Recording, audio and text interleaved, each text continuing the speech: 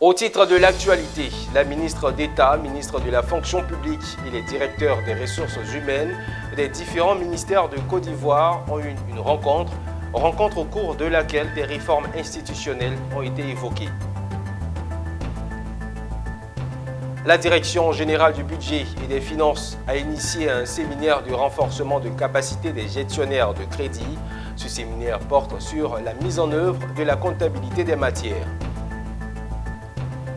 Les responsables de Redcom, une société experte en transformation digitale de l'expérience client, ont récemment animé une session à Abidjan.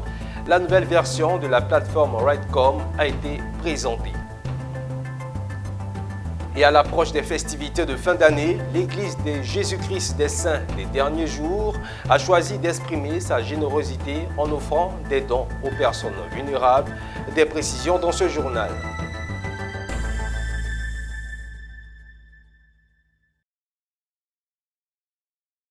Madame, Monsieur, bienvenue et merci de votre fidélité aux éditions de l'information sur la chaîne panafricaine. La rencontre semestrielle entre la ministre d'État, ministre de la fonction publique et les directeurs des ressources humaines des différents ministères de Côte d'Ivoire s'est tenue ce mercredi 18 décembre à Abidjan.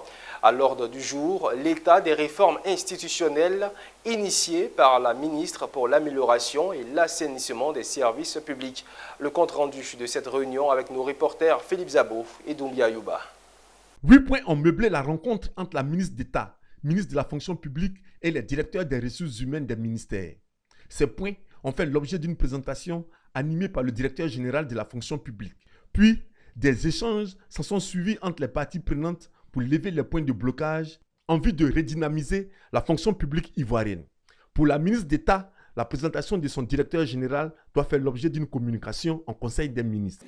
La fonction de gestionnaire des ressources humaines est une approche nouvelle voulue par le président de la République qui, depuis 2012, a institué un poste de directeur des ressources humaines dans tous les ministères de Côte d'Ivoire. Ce qui suppose que la question de la formation, de la maîtrise des effectifs est une question prioritaire. Je voudrais également féliciter les DRH eux-mêmes parce que c'est une approche nouvelle dans nos différents ministères et aujourd'hui, nos effectifs sont mieux maîtrisés. Nous avons la question par exemple des recrutements dans notre administration, la première prise de service, le premier mandatement, c'est-à-dire le premier salaire des fonctionnaires. Tout cela il faut aujourd'hui améliorer en raison de l'efficacité de l'action des DRH dans nos différents ministères. Nous avons parcouru les difficultés rencontrées et nous avons jeté un regard sur 2025 et sur l'après 2025. Je voudrais dire que c'est avec beaucoup de satisfaction que j'ai mis un terme à cette réunion. Et d'ailleurs, les conclusions de cette importante réunion seront partagées avec le gouvernement dans le cadre d'une communication en Conseil des ministres. 24 directeurs des ressources humaines des différents ministères de Côte d'Ivoire ont pris part à la rencontre. La Direction générale du budget et des finances a initié du 16 au 18 décembre 2024 un séminaire de renforcement de capacité des gestionnaires de crédit de 5 ministères pilotes. Ce renforcement de capacité porte sur la mise en œuvre de la comptabilité des matières. Objectif, permettre aux gestionnaires de tenir la comptabilité des matières, d'alimenter la comptabilité patrimoniale et de retracer les biens de l'État. Le commentaire est signé Konena Norgo. La Direction générale du budget et des finances a organisé du 16 au 18 décembre 2024 un séminaire de renforcement de capacité des gestionnaires de crédit de 5 ministères pilotes. L'objectif, améliorer la gestion du patrimoine de l'État à travers la mise en œuvre de la comptabilité des matières. L'État de Côte d'Ivoire a entrepris depuis 2020 une réforme importante qui est le budget programme. Et un parallèle du budget programme, c'est la comptabilité des matières. Avec l'avancée qu'on a eue au niveau du budget programme, il est temps que la comptabilité des matières, qui est l'autre pan, puisse connaître une meilleure organisation. C'est ce qui est en train de se faire aujourd'hui avec la formation des gestionnaires de crédit de 5 ministères pilotes. Environ 250 participants ont pris part à cette phase pilote, une étape essentielle pour alimenter la comptabilité patrimoniale de l'État. Nous gérons les biens de l'État et nous faisons des achats, des immobiliers, des mobiliers, tout ce qui est bien de l'État. Et maintenant, on nous demande de suivre ces biens, ces acquisitions que nous faisons, où ça va, qu'est-ce que ça devient. On doit suivre leur évolution jusqu'à ce que ça passe chez le comptable public. Je pense que ça rentre dans le cadre même pratique même de nos différentes activités en tant qu'assistant gestionnaire de crédit. Voilà, c'est bien de faire la dépense, mais il est bon et important de savoir où part la dépense. Ce séminaire de renforcement de capacité est une initiative qui vient renforcer les bases d'une gestion transparente et efficace des ressources publiques de Côte d'Ivoire. Un autre renforcement de capacité, cette fois avec 5 ministères ivoiriens qui étaient représentés à un séminaire de formation ce week-end. Une formation sur l'élaboration de la cartographie des risques, le plan de mitigation et d'audit interne. Cet atelier a pour objectif de renforcer les capacités des agents des ministères pour une bonne identification et évaluation des risques liés à leurs fonctions. Le point avec Doumbia Yuba dans un commentaire signé Zénab Dosso. Le risque est un événement imprévu pouvant impacter le rendement et les objectifs d'une entreprise. Pour mieux les identifier, 5 ministères ont été représentés du 2 au 13 décembre 2024 à ce séminaire d'élaboration de la cartographie des risques. 3 modules de formation au programme de ce séminaire. Comment élaborer la carte des risques, comment élaborer un plan de métier de risque et un plan de répartition des risques. Une formation de qualité à l'initiative de l'Inspection générale d'État et le groupe de la Banque mondiale. Et à la fois théorique et pratique qui permettra d'élaborer la cartographie des risques, le plan de mitigation et le plan d'audit des ministères sectoriels. Et il y en a 5 qui ont été retenus. Il s'agit d'identifier et d'évaluer les risques associés à leur mission et pour envisager leur maîtrise afin de favoriser l'atteinte de leurs objectifs de gestion. On se fixe des objectifs et tout ce qui est pour nous empêcher d'atteindre les objectifs, ce sont les risques.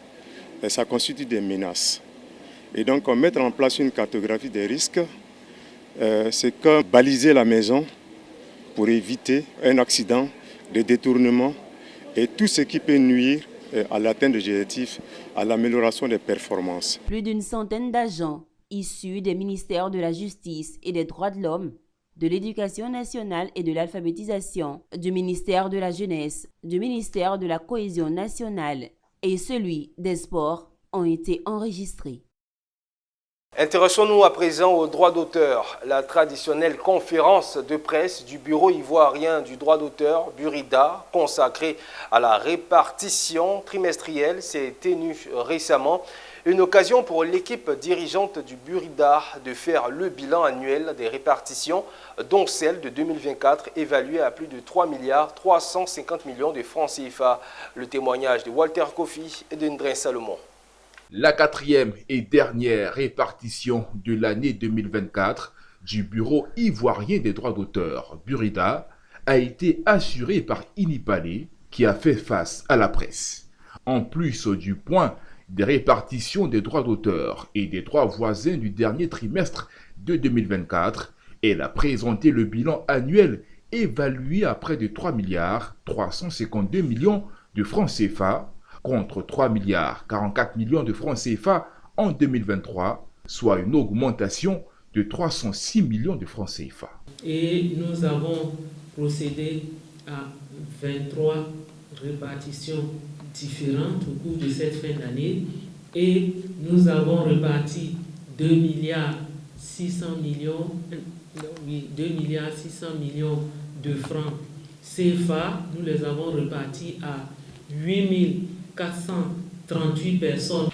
Et au cours de cette année 2024, nous avons reparti au total 3,312 206 000 francs CFA. 3,300 milliards et nous avons noté que nous avions enregistré une augmentation de 305 millions effectivement à peu près. Après la répartition, place au volet social, une occasion pour l'équipe dirigeante du Burida de sensibiliser ses ayants droit sur l'assurance et le fonds de retraite. Il y a des questions des sociétés qui disent qu'ils n'ont pas l'information. C'est pour ça que nous nous associons à cette conférence de répartition pour dire que comment adhérer à cette assurance qui est mise en place. Il y a des prélèvements qui seront effectués lors des répartitions qui ont déjà eu lieu et qui vont se faire maintenant. La prochaine répartition des droits d'auteur et droits voisins du Burida est prévue pour mars 2025. De plus en plus, les entreprises africaines, pour engendrer de bons chiffres d'affaires, se penchent sur la gestion de l'expérience client. Pour le faire, seul l'humain ne suffit plus. C'est pourquoi les responsables de Rightcom, une société experte en transformation digitale de l'expérience client, ont récemment animé une session à Abidjan. Ces responsables ont présenté la nouvelle version de la plateforme Rightcom XP, qui est une suite logicielle permettant aux entreprises de capturer et de monitorer avec excellence l'expérience client. Mon désir Nascimento pour le commentaire. Qui veut voyager loin ménage sa monture, mais qui veut mieux gérer son expérience client doit faire désormais avec Rightcom XP. C'est une suite logicielle qui permet aux entreprises de capturer des données à partir d'interactions clients en ligne ou en physique et d'appliquer une technologie pour assurer la satisfaction client. Présenté aux responsables et chefs d'entreprise à Abidjan, Rightcom XP se veut une innovation technologique qui combine l'humain et l'intelligence artificielle pour une meilleure expérience pour les consommateurs. Comprendre que l'expérience client est un vecteur de générateur de croissance, ce n'est plus un débat. Et on a voulu montrer ce matin avec la nouvelle version de notre produit Rightcom XP comment vous pouvez, entreprise, utiliser notre plateforme pour détecter vos clients qui sont à risque de partir, identifier ceux qui vous sont très fidèles et comment les garder sur le long terme, avoir une facilité à gérer de façon en temps réel les interactions avec vos clients pour toujours augmenter la fidélisation. Aujourd'hui, compte tenu de l'accélération des attentes des clients, l'intelligence artificielle vient consolider, vient combler le gap qui existe entre les attentes des clients et l'ambition qu'ont les entreprises à pouvoir fournir l'expérience qui soit mémorable. Il est bon de souligner que la société Rightcom est conforme à la plupart des réglementations sur la protection des données et applique un cryptage sécurisé SSL 256 bits, tout comme le font les banques. Les enseignants d'établissements scolaires réunis au sein du centre lasalien africain dénommé CELAF ont tenu une rencontre extraordinaire au cours de laquelle ils ont échangé sur la contribution des enseignants célafiens pour une école de qualité dans les établissements scolaires privés. C'était en présence de notre reporter Walter Kofi. En Côte d'Ivoire, les enseignants de qualité ne sortent pas tous du CAFOP. Certains sont issus du Centre lasalien africain, CELAF Institut. Et c'est pour mesurer leur contribution à un enseignement de qualité en Côte d'Ivoire que les Célafiens se sont réunis lors de la première édition du Rassemblement des Célafiens de Côte d'Ivoire, le RECSI. Une initiative de Vakaramoko, inspecteur pédagogique et coach des enseignants célafiens, pour qui ce rassemblement consiste à montrer aux yeux de l'opinion publique qu'il faut désormais compter sur les Célafiens qui bénéficient d'une formation de qualité. En tant qu'inspecteur et coach de ces enseignants, j'ai organisé ce rassemblement pour donner une visibilité à ces enseignants. Vous voyez, ces enseignants ont été bien formés dans un CAFOP privé du CELAF Institut. Ils sont titulaires pour certains du CAP et pour d'autres du CAP instituteur. Et dans les écoles, dans les établissements privés, ils font de leur mieux pour faire le travail. Mais malheureusement, ils ne sont pas très connus. Même par certains services du ministère de l'Éducation nationale, ils ne sont pas bien connus. La rencontre a été marquée par une conférence sur la contribution des Célafiens dans le système éducatif ivoirien, ainsi que de la présentation des différentes promotions formées au sein de l'Institut. Bon, le CELAF m'a donné une seconde chance parce qu'après l'université, après avoir passé plusieurs concours au niveau de la fonction publique, le CELAF aussi m'a donné ma chance. Grâce au CELAF aujourd'hui, j'ai eu une formation pédagogique. J'ai pu faire mon diplôme de secrétaire stagiaire. Le CELAF est un institut d'enseignement supérieur privé qui a pour vocation la formation d'éducateurs et éducatrices œuvrant dans le milieu socio-éducatif. Quant à sa formation académique, il a été relevé qu'elle est calquée sur celle du CAFOP du secteur public, dotant ses étudiants de toutes les valeurs certaines pour une école de qualité en Côte d'Ivoire. Ouvrons une page de commerce. Le programme national de Trademark Africa en Côte d'Ivoire a tenu une réunion, une deuxième du genre, du comité national de surveillance du programme de facilitation des échanges de Trademark Africa en Côte d'Ivoire. Une deuxième rencontre qui fait suite à la récente signature d'un protocole d'accord conclu avec le ministère du Commerce et de l'Industrie de Côte d'Ivoire, dont l'objectif est d'ouvrir la voie aux activités de facilitation du commerce en Côte d'Ivoire. À l'ère de la zone de libre-échange continentale africaine ZLECAf, la Côte d'Ivoire tient à renforcer son dispositif en matière d'échanges commerciaux. Pour atteindre ces objectifs, le pays s'est doté d'un partenaire de choix, la structure Trademark Africa. Objectif: simplifier les procédures et les formalités liées aux échanges commerciaux. Après 6 mois de travaux dans le cadre du programme de facilitation du commerce Trade Africa en Côte d'Ivoire, il est temps de présenter les premiers résultats. Nous nous réunissons ce matin dans le cadre du comité national de surveillance de ce programme de la Côte d'Ivoire sur la facilitation de l'échange. Et ce comité a pour mission, bien entendu, de regarder comment ce programme est déployé au niveau national, donner les grandes orientations, faire des recommandations pour faciliter donc la mise en œuvre de ce programme. Après 6 mois de partenariat avec TEMA, nous avons une étude de préfaisabilité au poste de frontière de Noé. Nous sommes en train de travailler sur un hub de la qualité avec donc la direction générale de l'industrie, un hub de la qualité qui va inclure l'ANEMA et Codinum pour nous aider à être un hub de qualité, pour nous aider non seulement à faire en sorte que les produits qui rentrent en Côte d'Ivoire soient de qualité, mais les produits que nous exportons aussi respectent les normes et les standards des marchés internationaux. Donc sur ces 2 points, nous avons beaucoup avancé avec TEMA.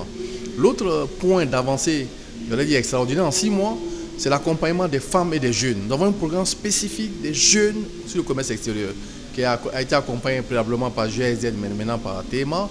Un programme aussi des femmes, des jeunes et des femmes, et qui est extrêmement important. Et ce programme va être doté des ressources lors de ce comité. Il convient de rappeler que depuis mars 2024, Trademark Africa a officiellement lancé ses activités en Côte d'Ivoire avec l'élaboration d'une stratégie nationale de facilitation des échanges. En juin 2024, un accord de protocole d'accord a été signé entre le ministère du Commerce et de l'Industrie et Trademark Africa. Autre chose à présent, des projets d'envergure de l'État de Côte d'Ivoire auront un impact sur les lots acquis par certains clients de l'agence immobilière Afrique Foncier sur le site de Bingerville et Locato. Un imprévu qui aura des dommages pour l'entreprise, réduisant la superficie des parcelles de 88 hectares à 69 hectares. Le week-end dernier, cette agence immobilière a organisé une rencontre avec les différents acquéreurs au cours de laquelle il leur a été exposé la nouvelle situation. C'est un échange cordial et explicatif qui a réuni ce week-end les responsables de l'agence immobilière Afrique Foncier et leurs acquéreurs. Il était question d'informer ces différents acquéreurs des nouvelles dispositions mises en place pour satisfaire ces derniers. Cette initiative est perçue comme un geste fort pour renforcer la relation de confiance. Au final, chaque client a pu identifier son lot et obtenir des éclaircissements sur l'avancement des procédures d'acquisition. Vu l'avancement, vu que le site de Locato, depuis 2000, je crois, nous sommes sur le projet, nous voulons avoir la suite et finaliser cette opération. Nous croyons que d'ici 2025, tout sera bon pour que chacun puisse avoir son lot en sa possession. Les instructions qu'on a eu à effectuer pour avoir les terrains sont bonnes. Maintenant, on est sûr que les terrains ont été attribués, on connaît maintenant nos terrains, tout ça, on sait où c'est situé. Occasion pour les responsables de l'agence immobilière de démontrer leur engagement à travailler en toute transparence et à maintenir une communication fluide et directe avec les clients. Donc, cette première étape aujourd'hui était une étape qui était portée sur les informations concernant le traitement de la documentation. Et très prochainement, la livraison des parcelles se fera. Un rendez-vous a été fixé pour une visite de terrain. Ce sera l'occasion pour les clients de voir leurs parcelles, de poser toutes leurs questions et d'obtenir des précisions sur les modalités de finalisation de leurs acquisitions.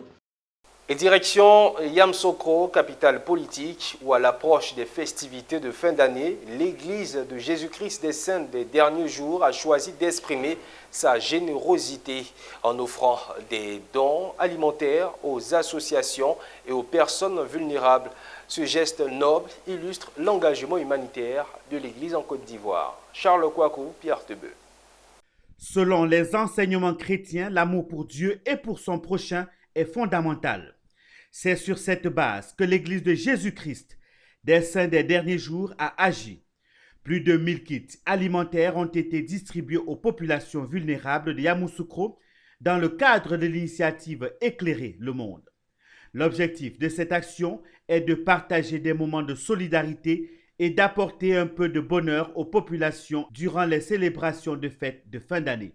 Donc nous sommes venus un tant soit peu pour éclairer le monde, pour éclairer Yamoussoukro, pour apporter de la joie et pour répondre également à cette écriture dans le livre saint, celui qui se reconnaît comme chrétien doit avoir un amour pour Dieu, le Père, son Fils Jésus-Christ et également un amour pour son prochain. Cette initiative a reçu le soutien du préfet de la région de Yamoussoukro. Déjà, l'initiative est déjà une très bonne initiative, puisque vu ces temps qui courent où tout le monde se plaint de la cherté de la vie, on ne peut pas avoir une telle initiative et ne pas être heureux.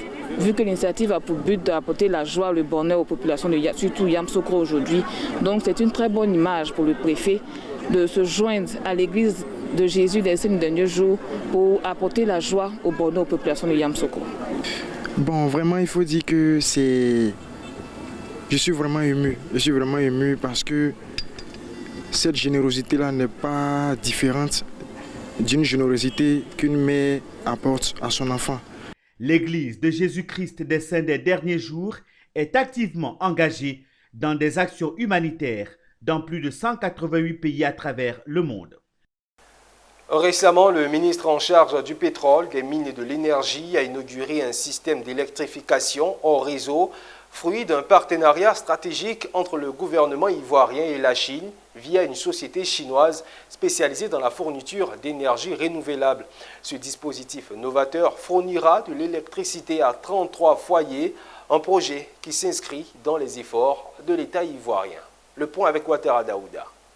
Les habitants du village de Jenkoloplé, dans le nord de la Côte d'Ivoire, région du Poro, peuvent désormais consommer de l'électricité sur place sans effectuer des déplacements lointains pour charger des appareils ou se coucher très tôt. Grâce à cette centrale solaire photovoltaïque et système de stockage d'énergie, offerte gracieusement par Huawei Technologies en partenariat avec le ministère des Mines, du Pétrole et de l'Énergie, afin de rendre autonomes ces populations. Huawei investit dans des solutions innovantes et qui répondent aux défis énergétiques d'aujourd'hui. Ce site pilote de Jenkoloplé représente bien plus d'une simple installation énergétique. Il traduit la volonté de Huawei d'accompagner l'État de Côte d'Ivoire dans son développement durable. Notre ambition de l'accès universel à l'électricité doit prendre en compte les près de 100 000 localités, je dis bien 100 000 localités, qui n'ont rien à voir avec les localités loties. Huawei nous a dit qu'il peut, en partenariat avec une entreprise chinoise, faire un projet qui permettra de rendre autonomes nos campements. Dans le cadre de ce projet d'installation du système solaire en réseau, l'électrification des 100 villages sont prévus. Le village de Dienkolo-Plé a été choisi comme le site pilote. Le ministre Mamadou Sangafoua Koulibaly a mis cette centrale photovoltaïque en service au plus grand bonheur des populations. Cette étape importante marque un grand pas pour l'atteindre des objectifs du gouvernement de Côte d'Ivoire, celui de faire en sorte d'ici 2030 tous les habitants aient accès à l'électricité. Et voilà qui met un terme à cette édition. Merci à vous de l'avoir suivi. Restez en notre compagnie. Le programme se poursuit sur la télé utile. À bientôt.